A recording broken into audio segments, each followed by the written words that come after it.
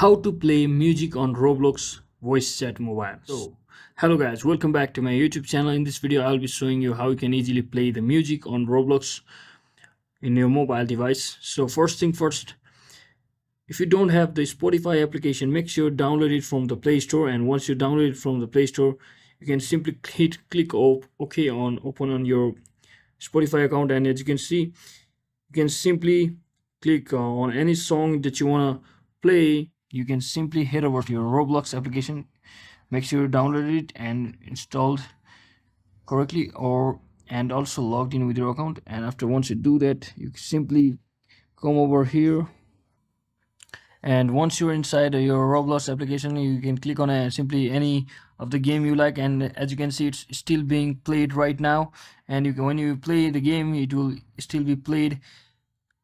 As you can see, the song is still being played right now. So that is it guys, that's exactly how you can simply play any song music on Roblox Voice Chat Mobile. Thanks for watching. Don't forget to like and subscribe to the channel. See you in the next one.